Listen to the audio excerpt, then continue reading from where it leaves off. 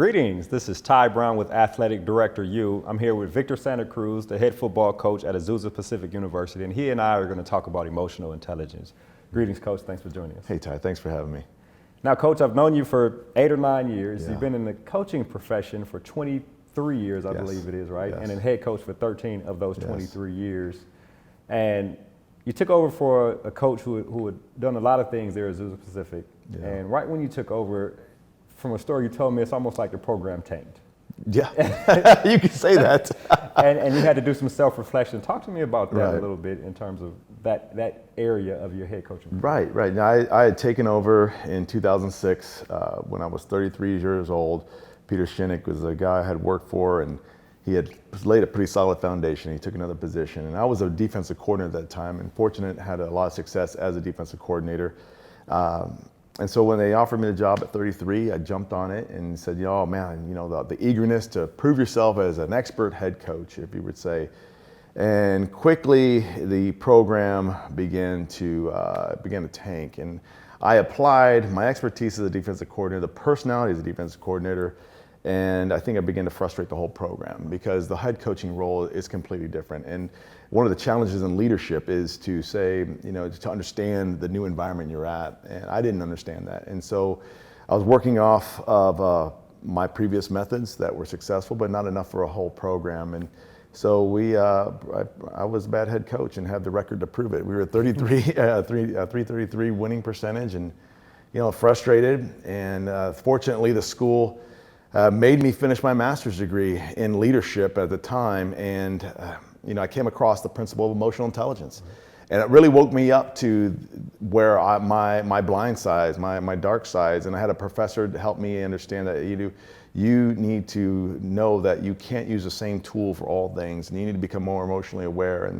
and that's what got us to the point of an old relationship with a friend, Pat Introversato, who I had known from years before. And our paths crossed again, and he was running a company called Iron Coaching, and I began to tell him about, hey, I have to now do a project to finish my leadership degree on emotional intelligence, and I began to tell him my frustrations with myself, with not having the program where I wanted it to be, this altruistic mission of building champions while pursuing championships. And I wasn't succeeding in it. And so that's when we began this process of really learning about emotional intelligence and the training with Iron Coaching. Right. And it's pretty astute of you as a leader to look inward. Yes. And think about that the problem is me here. Right? Yes.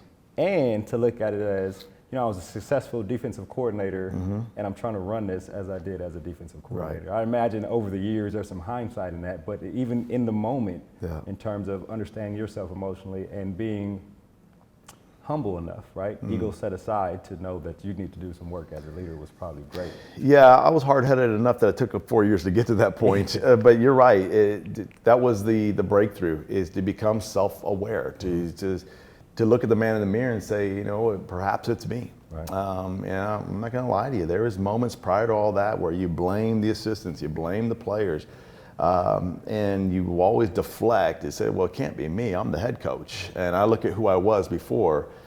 It's a completely different environment. Being in DC to go to head coach. And I think that's just the challenge in leadership. Whatever expertise you had to get you promoted, it really won't be enough for that next role, because the next role is different. Right. And that's, thankfully, I did get to that place in my career. Right. And then you were introduced to emotional intelligence. Yes. And how would you define that now, from when you learned about it and what it was and what it is, to now that you've lived it for the past 9 some odd years? How would you define emotional intelligence? It's a fascinating subject, but to simplify it for our terms and for my football mind, it was one, becoming self-aware. As we go through stages of stress, we begin to respond differently. And so what were my intentions were not coming out through my behaviors. My behaviors were being interpreted differently than I would hoped. Right. And then I became others aware. And that would be the emotional intelligence, begin to interpret other people and having a cause to say, that I need to give more benefit of the doubt and not interpret other people's behaviors based off my filters. So becoming really aware of those filters was critical. Right. And it's pretty significant to become aware. Yes. Right? And you were introduced to this concept of emotional intelligence. You become self-aware, and then you move forward. So how did you start applying it at that point? Once you became self-aware, once you learned about what this thing is that can probably help you as a leader, tell me how you started the process of implementing it in your program. Well, and, all of us at college football programs, high school programs, have strength coaches, and so I need to get a coach. And so this was an area in the human being. It's like the muscle. The brain is a muscle, and it needed to be trained. And so I applied. The services of Patterson Versatile and Iron Coaching. We implemented their program for football, and he had been working with businesses in the corporate world, and so we began to pilot a program for athletics, and that program now has been 9 years, and part of it was I need to be coached, and so in the same way, my coaches were being coached with this program. We've taken it to the players, and because the players, for them to be high-performing players at the level we recruited them to become, that talent we wanted, they need to understand this principle as well, because once you begin to go through stress, and if you're not self-aware, whatever talent you have begins to get choked off, and now the ceiling gets really low. And we wanted to make sure we're a high-performing environment for our coaches and players and myself. And the program, what you mentioned Iron Coaching, and yes. we talked about that before. Iron Coaching is the company, but really the program that we've developed was relating for results. Okay. We needed to relate with each other, and we needed results to come out of it. This is a winning business. And fortunately, we turned the program around, and we're in over 700 winning percentage now, and we've been able to thankfully have 4 of the last 6 league championships. But I credit it back to it's a human capital business, and we're a bunch of human beings coming together trying to achieve something. Well, if we can't relate with each other in a successful manner, then we're really going to frustrate each other. Right. But we needed a program in place to train us to do that. Right, and that's the Relating for Results. Relating for Results program. And is there I'd imagine somebody comes into your organization, is there some type of assessment tool to see where they are in terms of the program? There is, and different than other assessment tools that just identify behaviors, this is really identifying motivations. And so we use the assessment tool for all of our coaches once they're hired, and every year we trained on it, and then we also, for every player, we onboard to help them understand it as well. And because the assessment tool is teaching, hey, here's your motivation of where you're trying to feel better about yourself. For some, it's high action, high analytical. Some it's, hey, I want to be a big helper, and others, I want options. And in all those are all good, valuable motivations, and we learn to appreciate all of them and begin to put down our own filters and start looking at behaviors based off, okay, what's behind the behavior? What's the why behind it? And once you understand the why, now you can really understand that, hey, this person's truly trying to win as well as I am. They're just doing it a little differently. The mission is always foremost, and you have to fall in line with the mission. But the assessment tools help us help each other understand, hey, the real why behind us as people. Right. And is that something that you created? The assessment yeah. tool? So there is it's called Strength Deployment Inventory that we use that tool, and you put it in the whole Relating for Results program and the training. It's helped somebody say, okay, how do I use this tool? Right. So it's like that would say per se be the weight room, and now you have the trainer who understands you how to train using that tool to help train you up in that area. And you created that. Yeah, well, we borrowed that from a program. The company actually has that tool. The training program of it, Iron Coaching learns how to train this and use this tool for athletics. Okay, and so you use that now. Right. And I imagine the ongoing evaluation, right? You come in on board, you go through a year, you go through 2 or 3 years with a player or with the staff, and you're constantly evaluating, and you can see, I would use the word tangible results in terms of a change of personality or an evolution of personality, that kind of thing. Yeah, you see that the change becomes the maturity factor. Not necessarily changing who the core personality is, but the core awareness, and you see a maturity happen. You see them problem solve quicker. Our staff, in football, you got to fix problems now. Right. You can't just fix problems on Sunday when everybody has the answers. And so you see us begin to really vibe well with each other and understand how to keep ourselves out of conflict, how to help be proactive and problem solve. You see our own players managing their stress at a higher level, and be able to understand their coaches, and for the coaches particularly to understand the students. They're college young men. They're not fully developed, and so there's a grace that comes through this program, so that our players really trust that coach, and the coach always is holding a high standard. But I'd say the tangible result that you see from relating from results is it's an organization, a high trust organization. Right. Again, this is Ty Brown with AthleticDirectorU, and I'm here with Victor Santa Cruz from Azusa Pacific University, and we're on the topic of emotional intelligence.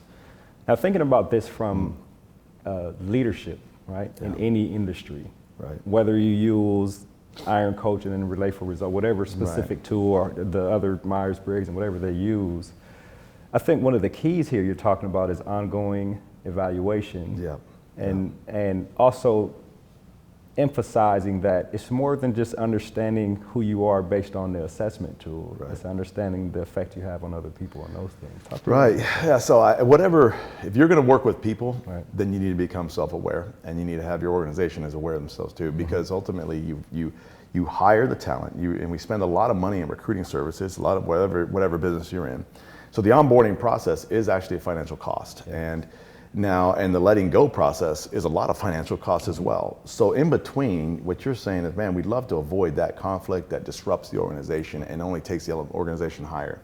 And so whatever tool you're going to use, the fact that if you can have leaders who are self-aware, I think you can step into any boardroom, step into any startup company, and now it creates a culture where we're going back to with trust. And because we want the truth to come out, you want the best ideas to come out, and sometimes they come out from someone who maybe doesn't mirror your personality, and that, because they don't mirror you, that oftentimes can get in the way and create these biases where you're not going to listen to the great information. And if the other person on the other end isn't willing to be self-aware, then if you don't respond in how they prefer to be mirrored, then they may interpret you as, okay, this isn't working. When all along, it's just the people conflict is going to disrupt a great idea. And that's what we want to avoid. So for anyone who's leading out there, an athletic director, a CEO, you understand, how are you creating a highly emotionally intelligent organization? That's an ongoing thing, because time will create new circumstances, new stressors, and we're all growing as people, hopefully. And if this is an area that becomes a substance to your culture and a substance to your organization, a backbone to it, then you feel like you're going to have people that love going to work every day, because there's an appreciation, there's a self-worth, and they understand there's also a high challenge, because they're going to be around people who I can be vulnerable with and continue to just lay out ideas that ultimately, whether rejected or accepted, they know that it wasn't personal. And unfortunately, as human beings, we take everything personal, and this is where the emotional intelligence factor comes in.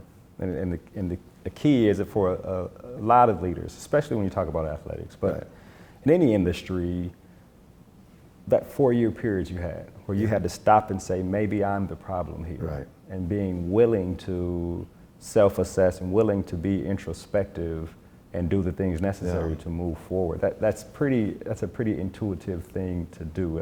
It's a lot of people don't self-reflect enough, in my opinion. Right. No, and whatever it is for my world, I was fortunate to go through it and come out of it with a better idea and a better plan. I think a lot of people are going through those frustrating times, as I've encountered in different conventions and different industries, whether business, athletics. A lot of people are going through this, and now it's, well, I don't know how. And the blame game is the best way to get out of it for people, because it protects yourself.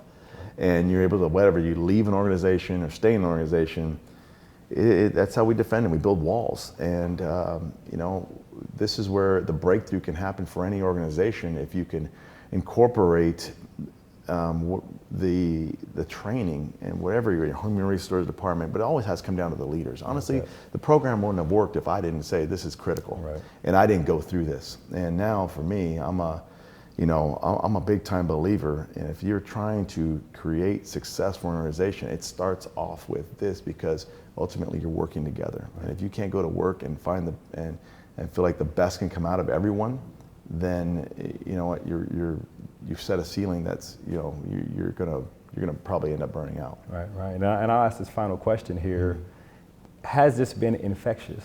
Right, football is such a public and community sport window to the university there at Azusa Pacific. Is something like this what you're doing?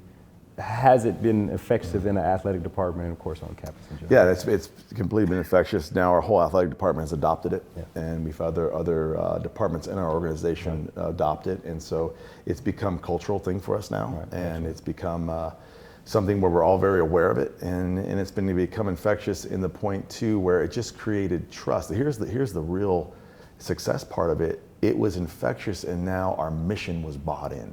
So now when our students graduate and move on, because there was such a high trust environment created because we're more emotionally aware, they now really bought into the whole mission we're trying to accomplish, which I think any organization, whatever your product you're trying to sell, whatever mission you're trying to accomplish, if that trust factor can't be achieved to a high level, then the infection you're looking for, the viralness you're looking for at whatever you stand, it's really going to be challenged and limited. So it comes back to what we just started off, becoming self-aware and becoming other-aware and creating this environment, and ultimately you get trust. And trust, we know, is the secret sauce to all success. It is. Well, Coach, this has been an excellent conversation. I really appreciate you joining us here. Thank you very much. AthleticDirectorU. Appreciate your time. That was Coach Victor Santa Cruz. He is the head football coach at Azusa Pacific University in Southern California. And of course, I'm Ty Brown with AthleticDirectorU. And keep in mind, the role of a leader is to create and maintain an environment that people want to be a part of. And as always, be better tomorrow than you are today.